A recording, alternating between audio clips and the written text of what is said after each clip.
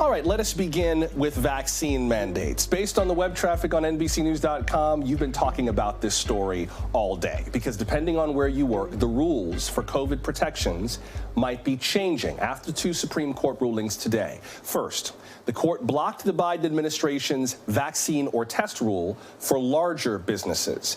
That reverses a policy the Biden administration announced last fall. Companies with at least 100 employees had to either have their workers get vaccinated or make them wear masks and get tested weekly. OSHA implemented that rule. Well, today, the Supreme Court issued an unsigned ruling that reads in part, quote, although Congress has indisputably given OSHA the power to regulate occupational dangers, it has not given that agency the power to regulate public health more broadly. Requiring the vaccination of 84 million Americans selected simply because they work for employers with more than 100 employees certainly falls in the latter category, unquote. Now, in a statement, President Biden expressed his disappointment at blocking what he called common sense life-saving requirements. He also called on business leaders to set vaccine requirements right away. Now, that was the ruling the administration lost. It won the other one. In that case, justices ruled in favor of a vaccine mandate affecting an estimated 20 million healthcare workers. So where does the White House go from here, and what's next in the administration's COVID strategy? NBC White House correspondent Carol Lee starts us off tonight. And Carol, the president did not express any surprise at today's rulings.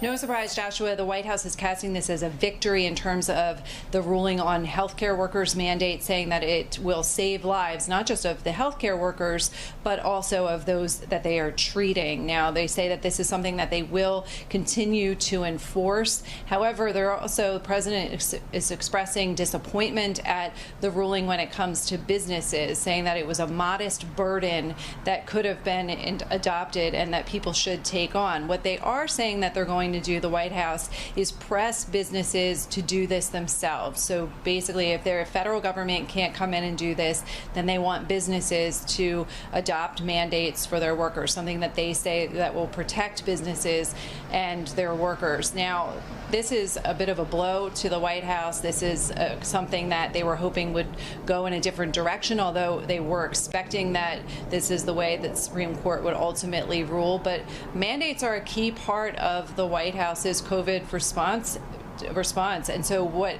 they're saying is that they will continue to press for people to get vaccinated, and also that these mandates that they have enacted, that they have helped people get more vaccinations out there in the country. And so they'll continue to make that push. At the same time, also try to get some of these companies to make their workers either get the vaccine or test and wear a mask in order to stay. Thank you, Carol. That was NBC White House correspondent Carol Lee starting us off tonight. So these two Supreme Court rulings will determine how lots of businesses and healthcare facilities operate going forward. Some large employers have already set vaccine requirements. They include American Express, Tyson's Food, United Airlines, Google, and GE. So who does this really affect, and what happens now? Let's continue with Dr. Uche Blackstock. She's the founder and CEO of Advancing Health Equity and is also an MSNBC medical contributor. Dr. Blackstock, welcome. Thank you so much for having me, Joshua. What's your sense of the net effect of these two rulings? A defeat for the administration in one, a win for the administration in the other. Hopefully not too confusing on their net effect for workers in general, but how do you see the net effect of the two of them taken together? Well, I think the healthcare worker vaccine mandate, we kind of view that would go through because, there is both a moral and public health obligation for healthcare workers to be vaccinated in order to protect each other and their patients who are incredibly vulnerable. I think the other, the business mandate, that's incredibly disappointing. It's really a powerful blow to any potential progress in the pandemic. And I think it's going to lead to prolonging the pandemic as well as it'll cost lives. I think it's definitely a workplace safety issue. SCOTUS didn't see it as such, but we know that workplaces have been the sites of major outbreaks throughout the pandemic, meatpacking and food service businesses. And we know that essential workers and service workers are more likely to work in these environments and to be impacted by this mandate. Missouri's Attorney General Eric Schmidt held a news conference after the Supreme Court ruling came out. That case was called Biden versus Missouri, so they were one of the parties in this case. And he made the argument in that news conference that this would have a negative net effect for some healthcare providers by keeping this vaccine mandate. Here's part of what the Attorney General said. Watch. In our pleadings, we had affidavits from 30 healthcare administrators who testified to the devastating impact this would have on rural healthcare in particular. For example, Kevin Kelliam, the CEO of Cherry County Hospital in Valentine, Nebraska, said, "I cannot express, quote, I cannot express the extent to what is about to happen. Healthcare in this community and beyond will never look the same. Patients will not have primary care services needed to stay healthy, will not have the staff to take care of them in an emergency, and will not have the ambulance to respond to their calls in an emergency manner." Dr. Blackstock, what about that? That the impact of this might actually, at least in the view of some, be a detriment to some hospitals' abilities to provide care? Well, I think based on what we've seen so far, vaccine mandates work. When we've seen them throughout the country, even in healthcare settings so far, we haven't seen a substantial number of healthcare workers quit their jobs. It's usually a very small percent. So I think based on what we've seen before, I don't expect a significant number of workers to quit over this. And what's interesting is that workers are more likely to get sick from COVID. We're seeing severe staffing shortages throughout the country, including in rural areas. And so, a vaccine mandate will help protect healthcare workers. And so I think the issue is less about this vaccine mandate and more about keeping workers safe. I think one of the issues, though, Dr. Blackstock, is not just workers quitting, but also workers just getting sick and not being able to go to work because they are bound by the rules of this or that mandate. And that creates a staffing shortage that makes it harder to provide patient care. Right. And actually, I think what we're seeing, though, is a staffing shortage induced by the pandemic itself, by COVID-19. We're seeing healthcare workers calling out sick combined with an increase in patients. So I think that these vaccine mandates, we really don't have precedent for a substantial number of people quitting their jobs, especially healthcare workers, because of these mandates. And so I do think that we probably are not going to see the tremendous number of workers actually leave their jobs because of the vaccine mandate. And we will ultimately see. But I think that vaccine mandates in healthcare settings are really a non-negotiable. I mean, there is no reason why there should be unvaccinated healthcare workers working with people who are elderly, people who are immunocompromised or vulnerable for other reasons. That just cannot be. And I think that's probably why this mandate was upheld, because there's really no argument to be made to say that there should not be a vaccine mandate in healthcare settings. I wonder, Dr. Blackstock, what the net effect of this is going to be. I mean, we should be clear. The Supreme Court did not rule that employers can't set mandates. It ruled that OSHA can't enforce such a mandate. This is a ruling about the government's role and not about what companies can do. So companies could still say, you have to get vaccinated or you have to get tested.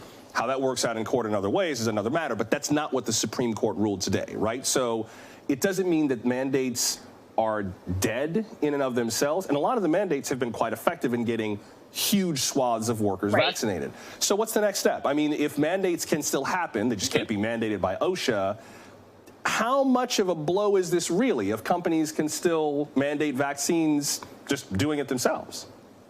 Right. And so it actually will depend on what state they're in. We know that there are several states that have banned both vaccine and mask mandates. So businesses in those states will be very reticent to try to institute vaccine mandates for their companies.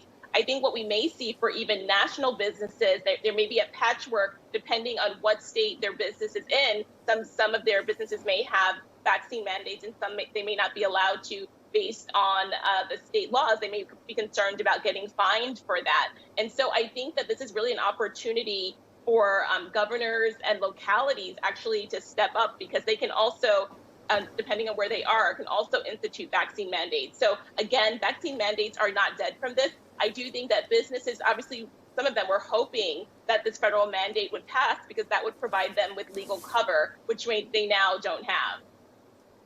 Let me get to a tweet from one of our viewers about this ruling. Harley tweeted, OSHA cannot mandate businesses vaccinate, but OSHA can still formulate best safety practices that should be followed to protect workers. If it receives complaints from workers, they can investigate and fine them for negligence and a failure to protect. I know I have to let you go in a second, Dr. Blackstock, but I wonder what you see going forward in terms of what needs to be done either with OSHA's role, vaccinations, or this growing conversation about masks and the kind of mask we should wear and getting masks to people. What's the very next step that you would like to see taken before we go? Well, the next step is I'd like to see that the CDC work with the Biden administration to issue some federal guidance about what will create safe workplaces, what kind of masks should be used, what kind of testing protocols should be used, what about capacity restrictions. So there's need to be workplace standards that are set. And I also think that the Biden administrations need to work with states and localities to see other ways that we can enforce these vaccine mandates. And finally, I think that the Biden administration needs to think about that air travel vaccine mandate. We know from polling that if people need a vaccine to travel and to use a plane, that they will get vaccinated. So hopefully that's another approach the administration will take. It'll be interesting to see if they can take that approach, how they work around that, considering today's ruling, but that's an issue for another day. Dr. Uche Blackstock, good to see you again. Thank you very much. Thank you. COVID turned many of our living spaces into workplaces. But what does the IRS think of working from home? You might not like what you can deduct on this year's taxes, if anything. We're glad you're with us for Now Tonight from NBC News.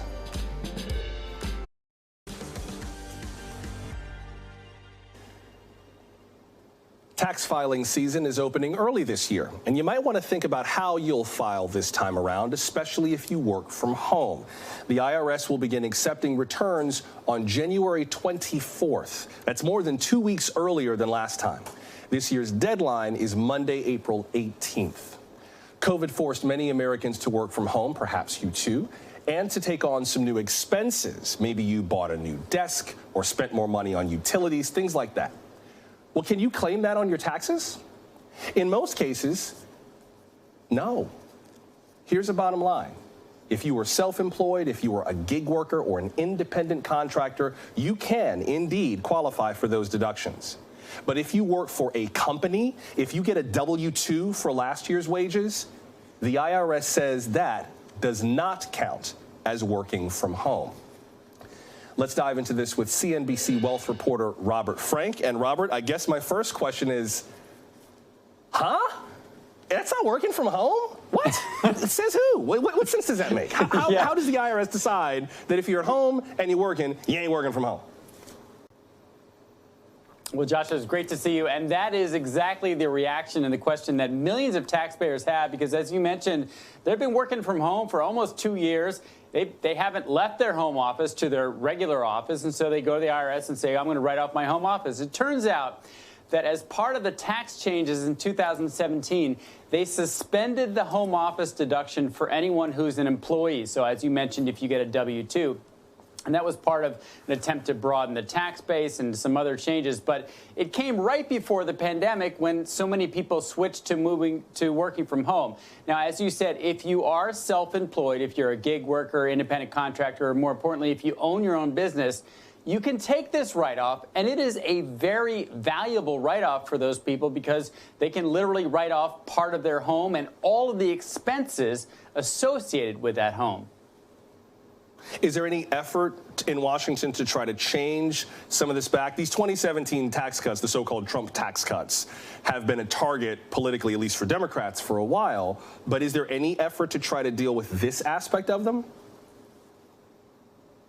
Well, Joshua, when I reported this, number one, I was shocked to find out that there is no write-off for those who are employees. And secondly, I was shocked to find out there hasn't been any attempt in Washington to change this. There was one bill introduced last May by a New York congressperson that said, let's try to do this at least for employees for 2021 tax year. So it's already too late for that. But there was no follow-up. There was no inclusion in the Build Back Better plan to exempt employees or include this in this tax write-off. So right now, there is nothing in Washington to change this. And we all know remote work wasn't just a phenomena of the pandemic. It's here to stay in some form in years ahead.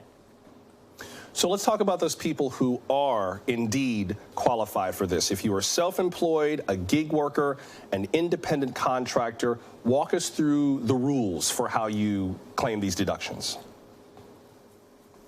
So there are two basic rules, and the first is that the home office in your house has to be exclusively for business. So you can't write off part of your living room or your pool house or your playroom in the basement. It has to be purely an office. And the second part is that your home has to be your principal place of business. So you can't, if you're a gig worker or a business owner, you can't go to the office 2 days a week and still write off your home office for the entire year. So those are the big two areas. And then as far as calculating it, you basically measure your house, figure out how big your office is. If your office is 1/10 the size of your house, then you can write off 1/10 of your mortgage, your rent, your insurance, your property taxes. Everything can be included in that home office deduction. Now, some companies do offer stipends to buy some home office gear. Tech companies, television companies that offered some assistance to employees for that transition. In some cases, employers are legally required to reimburse for home office expenses, right?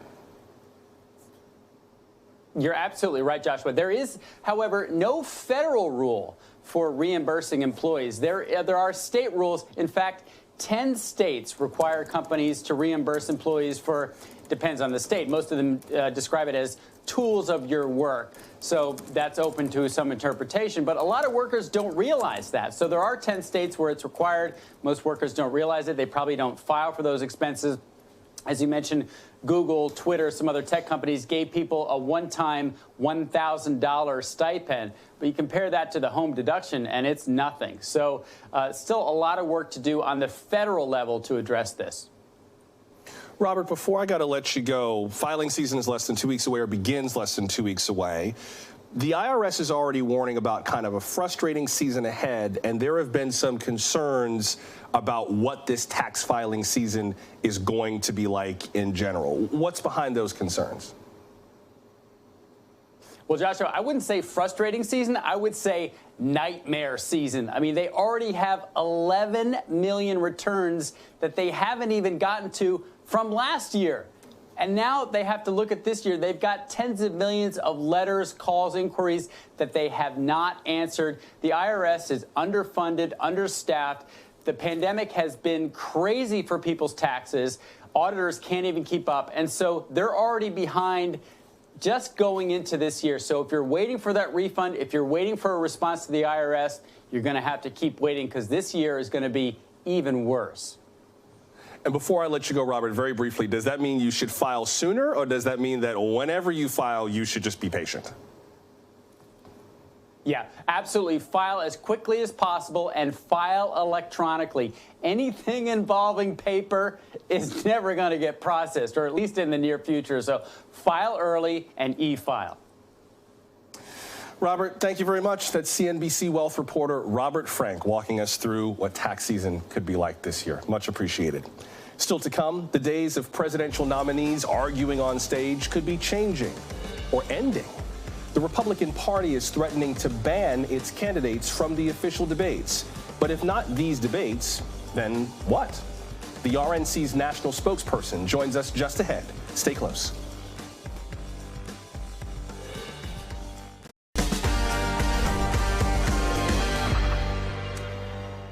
I know we just started 2022, but let's talk about 2024 and the official presidential debates that will take place. They might look different than ever before, especially if the Republican nominee has to sit them out. Today, the Republican National Committee threatened to bar its 2024 nominee from participating. The party will consider changing its bylaws to require this. The debates are produced by a nonprofit called the Commission on Presidential Debates. Last June, the RNC wrote to the commission accusing it of a number of missteps. Among other things, scheduling the first debate after early voting started in some places, changing the agreed-upon formats and conditions without alerting the nominees, selecting Steve Scully as a moderator, despite him working for Joe Biden when he was a college intern, and not removing board members who made partisan public statements.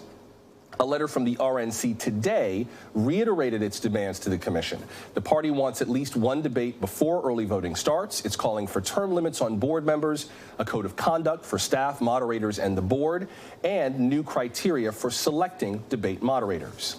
In response, the commission wrote, quote, "The CPD deals directly with candidates for president and vice president who qualify for participation in the CPD's general election debates.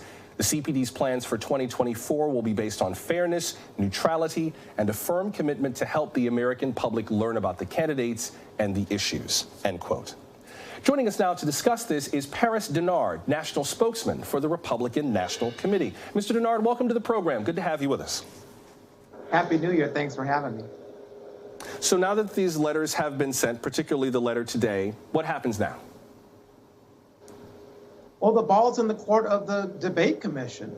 I mean, if they want to be serious about having a fair debate process so that the American people can properly have the information to elect our next president of the United States, they should seriously take into consideration and not ignore or dismiss what our chairwoman, Ronna McDaniel, put forth in a very clear, a very objective, and a very positive way of helping the American people do something that's so important, which is electing our president. The things that you highlighted that she put in the letter are reasonable. And I would hope that any Democrat nominee, whoever it might be, will stand with us at the RNC and say that they will debate our Republican nominee anytime, any place, anywhere, so much so that it is fair and objective so the American people can have an informed opinion about what is happening on the debate stage. Can you substantiate for me how you assess the damage, let's say, for lack of a better term, that the current state of the debates are doing in your estimation? I mean, Donald Trump did win in 2016, didn't win re-election in 2020, but Republican candidates have won, Democrats have won for decades. Some Republican candidates, including Ronald Reagan, have had some really good moments on the debate stage. I love this particular moment, everyone remembers it, from the 1984 presidential debate. I'm sure you remember this moment. Watch. Not at all, Mr. Truitt, and I want you to know that also I will not make age an issue of this campaign. I am not going to exploit for political purposes my opponent's youth and inexperience. That thud you heard was a mic dropping. So how does the RNC substantiate the harm that's being done? Well, I think, first of all, I think it's important for your viewers to remember that the debate commission was not always the way we held presidential debates.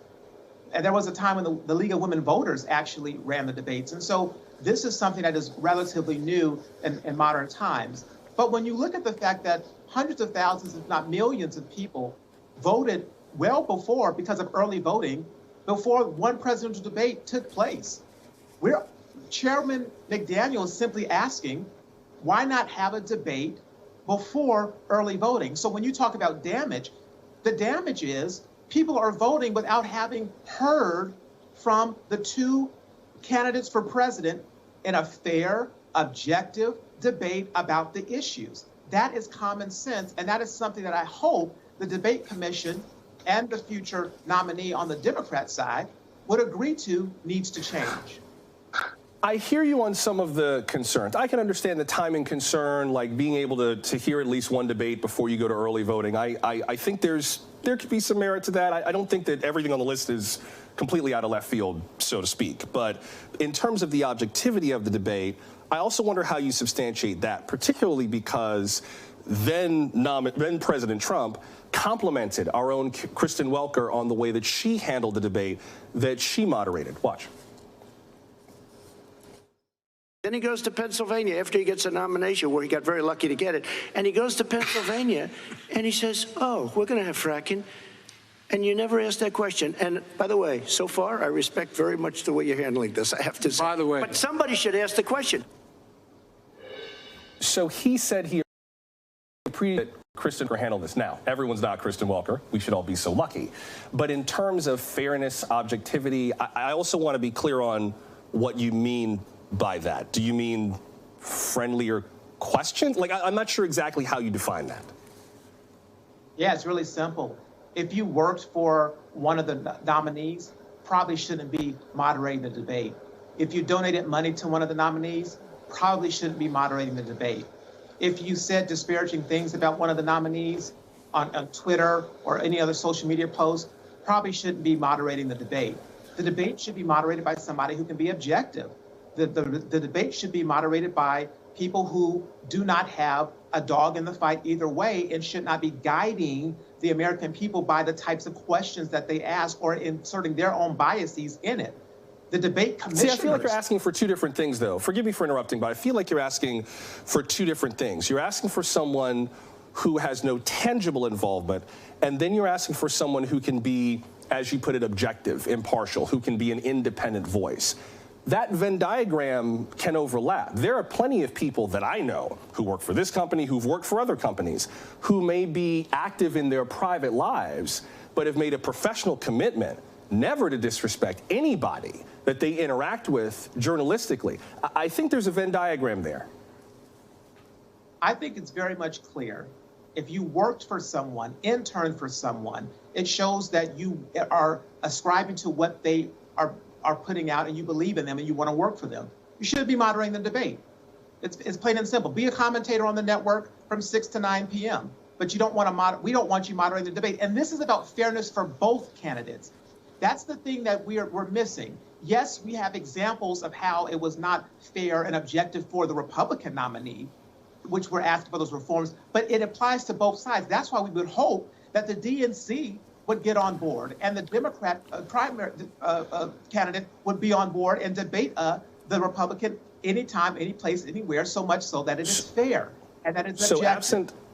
So absent the DNC getting on board, I know I got to let you go in a minute, but I tend to be a solutions-oriented guy. So I wonder what the path forward would be from here if the RNC decided it did not want to be part of this debate. I wonder if there's a way forward to work this out.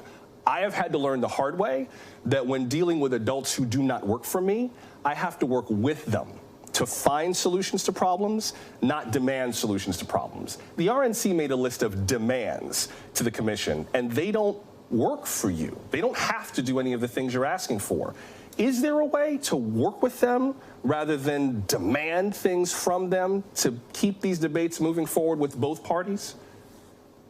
The debate commission should be working for the American people. The RNC works for the American people.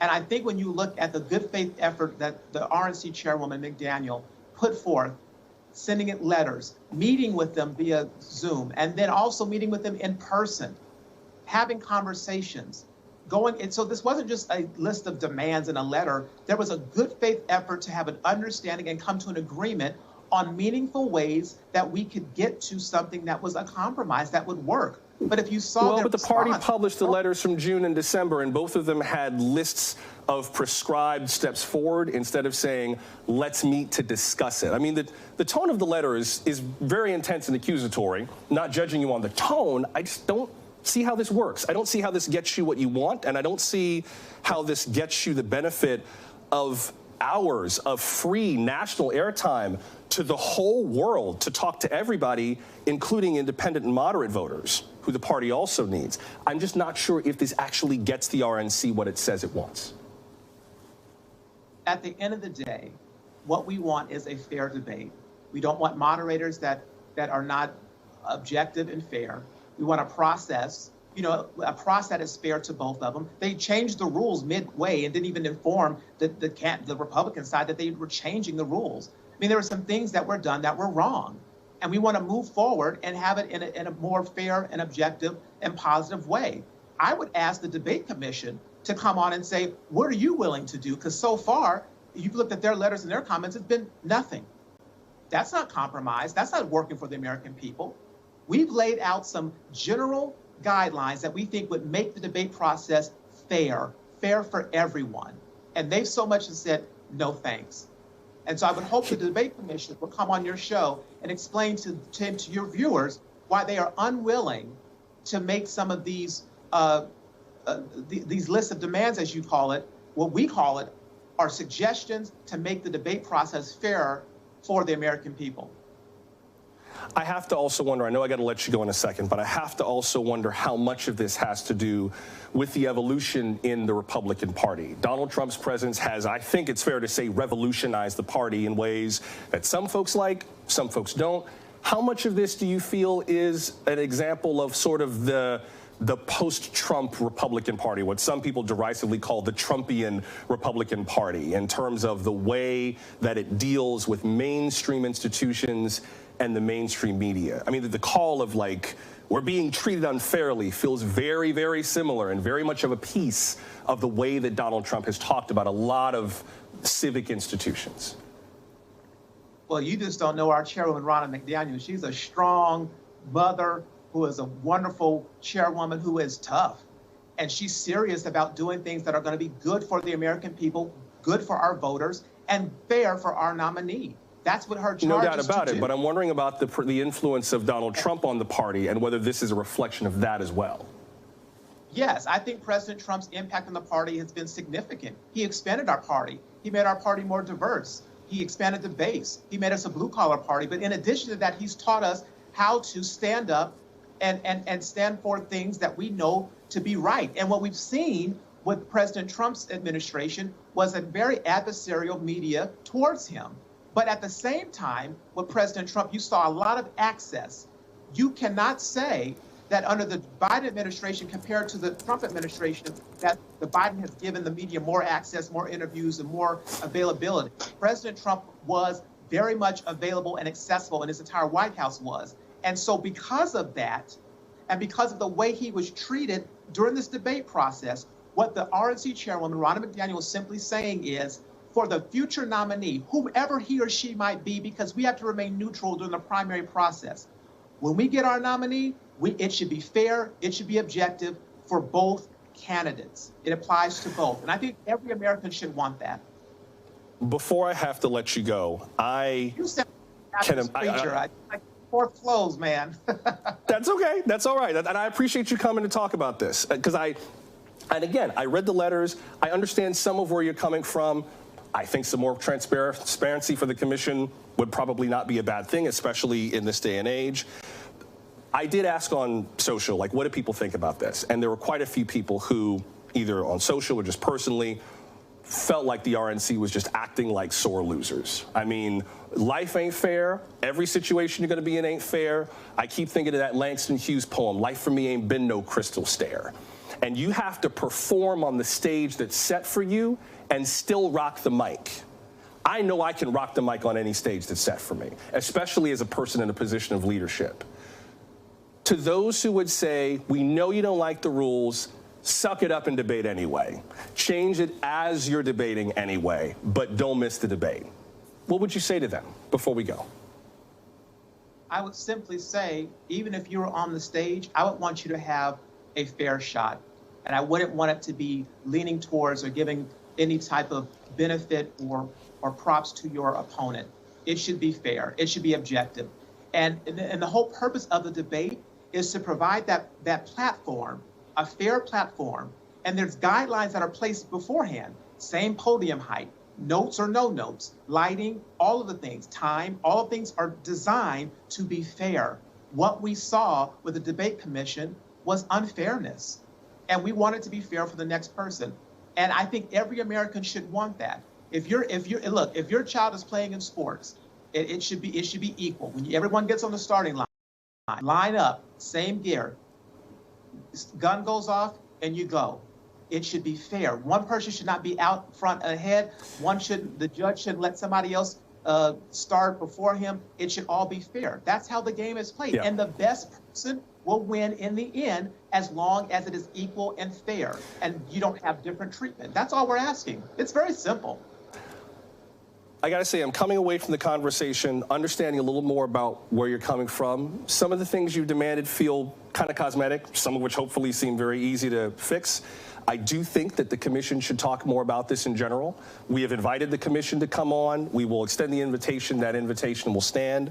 And for now, I just appreciate you coming on to talk about this. And I thank you for making time for us. Paris Dinard, national spokesman for the RNC. Mr. Dinard, appreciate you coming on tonight. Thank you very much.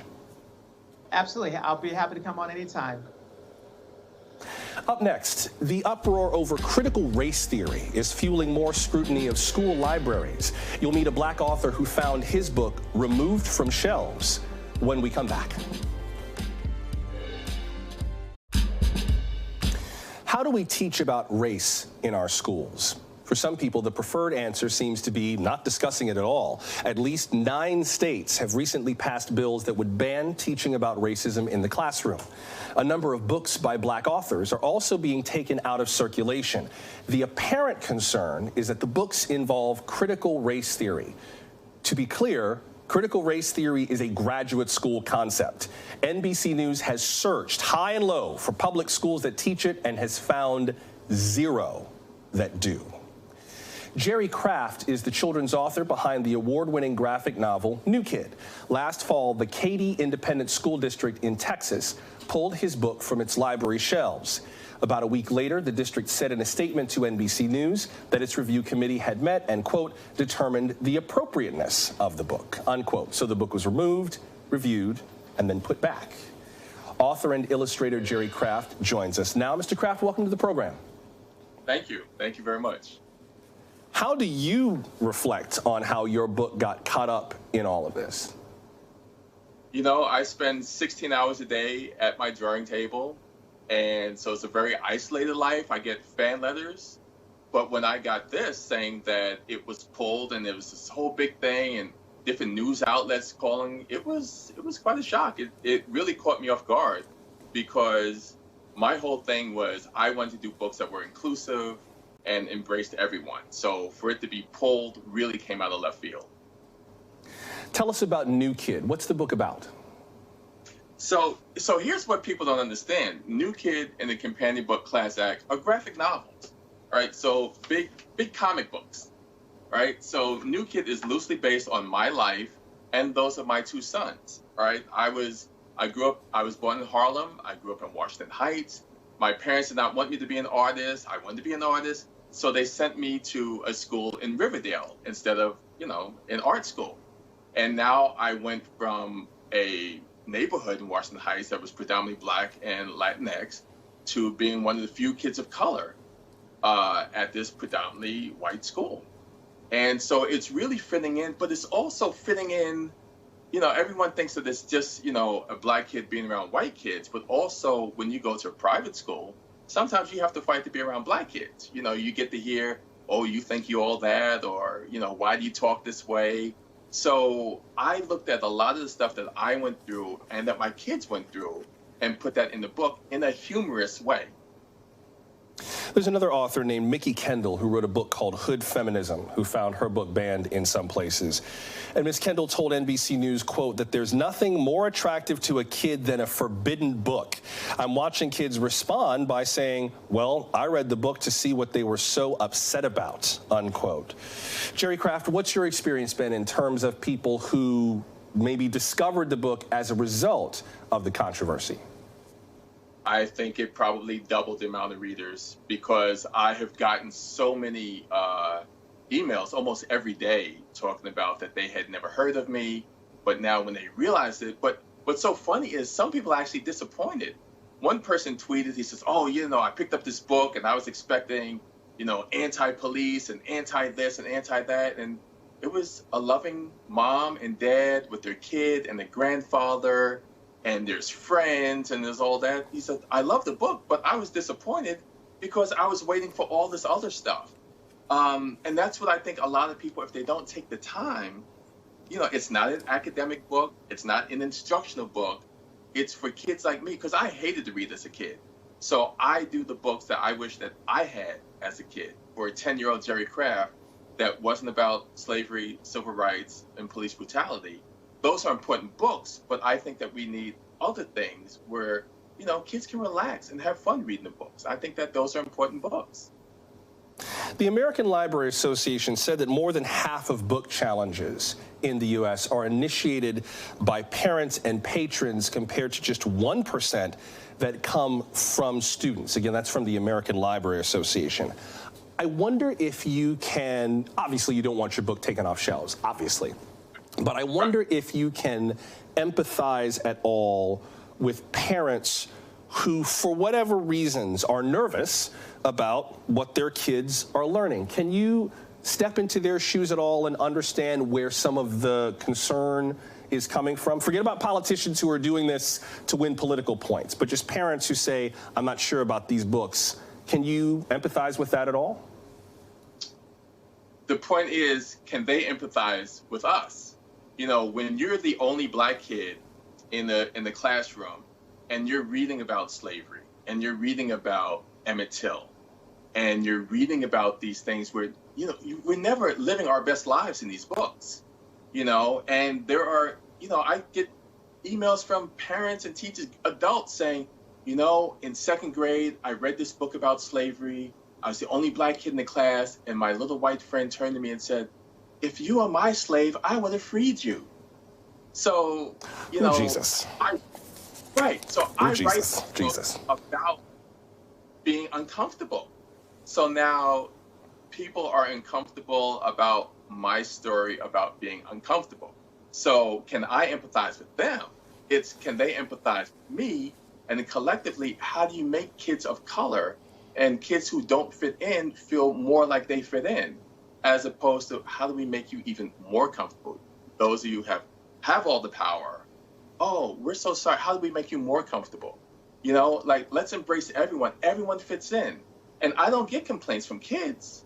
You know, I've never had a kid say, oh, I read this and I was offended by your book. It's parents not wanting their kids to explore new cultures, new ideas, and to embrace other kids, which I think that's a natural thing for kids. If you were my slave, I would have freed you. If I was your slave, I would have shot you. The books are called New Kid and Class. We'll talk about my experiences in school, talk about slavery another day. But yes, that is a real thing. Right. Author Jerry Craft, absolutely. I appreciate you making time tonight, sir. Thank you very much. Thank you. The Smithsonian is taking 6 months to review 155 million objects for a very important reason: theft. Where did all its artifacts come from? And what will it do with anything that was stolen or looted? One of its museum's directors joins us before we go.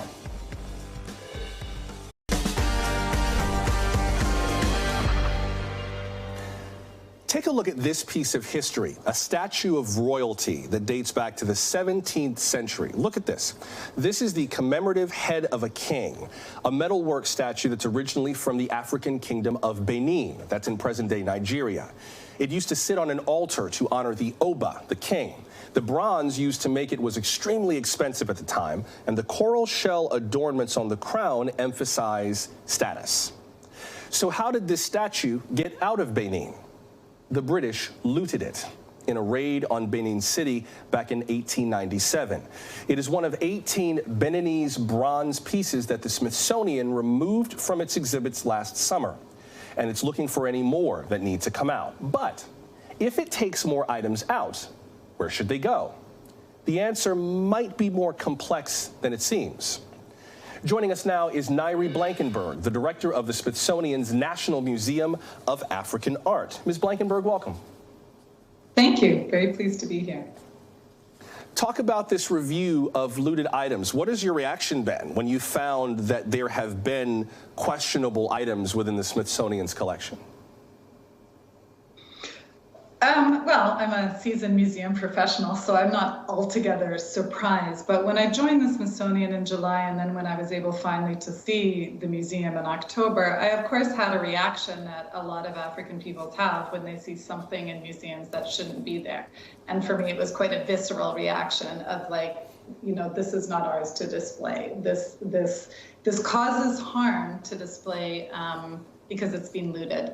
And so I made the decision to take them from view, and we're in contact with the Nigerian Commission of Museums and Monuments, and until it's decided definitively what happens to them, I don't think that they should be on display. Take me through some of what happens with some of these items when they are stolen or when they are looted. How do they end up getting into the hands of museum collections from where they were rightfully taken from? Well, there's a lot of ways, really. I mean, there's so many intermediaries from when they start in source communities and when they end up in museums around the world. And of course, the Smithsonian is not Europe. They weren't part necessarily of the European colonization process in Africa. And so it's not a clear-cut case of, we went in and we took them and now they're in our museum.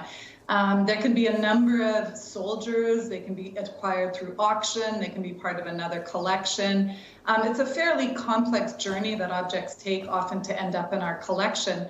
And it's really important to know that, the Smithsonian has quite rigorous acquisition standards, but those standards can change over time. And the ethical working group that has been convened in April, May, at the Smithsonian in large is really looking at the issue of ethical returns. It's less of a legal issue, but more of an ethical issue. And I think that's the key thing that we're thinking about and proactively addressing at the Smithsonian. A few more things before I have to let you go. With regard to ethical returns, I wonder what you do with art that comes from places like Syria or Iraq or Afghanistan, places that are maybe the original source of this piece of art.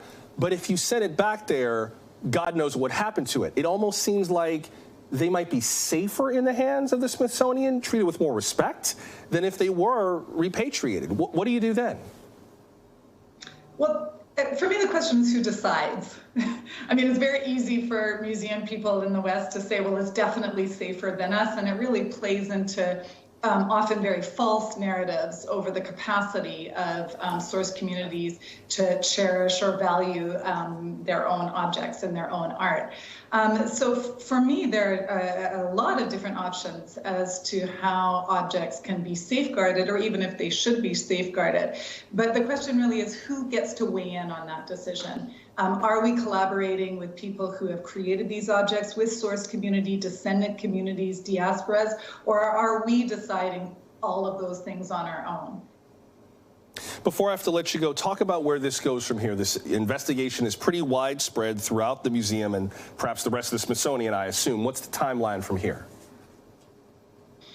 Well, I think what's going to happen, obviously, is that the working group has tabled its recommendations, and those will become incorporated into the Smithsonian collection policy. But what really will happen is that each of the different museums will have to go through an own process with their own collections.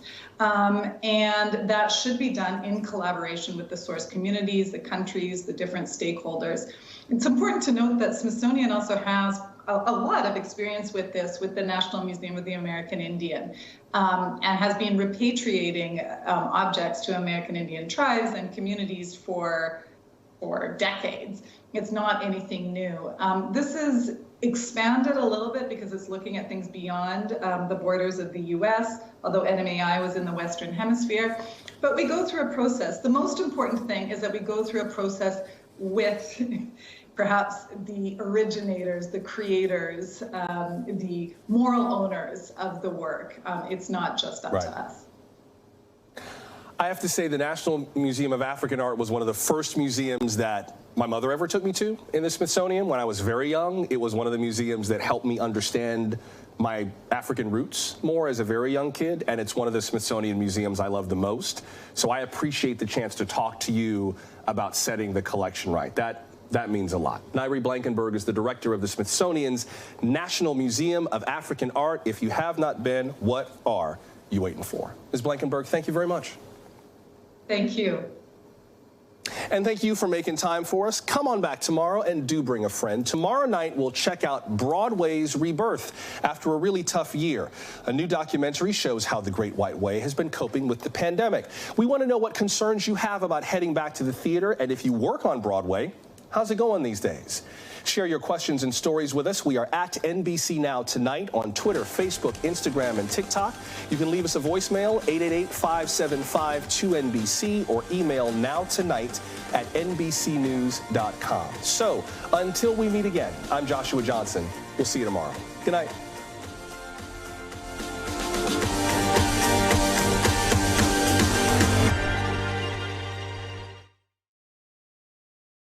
Thanks for watching our YouTube channel. Follow today's top stories and breaking news by downloading the NBC News app.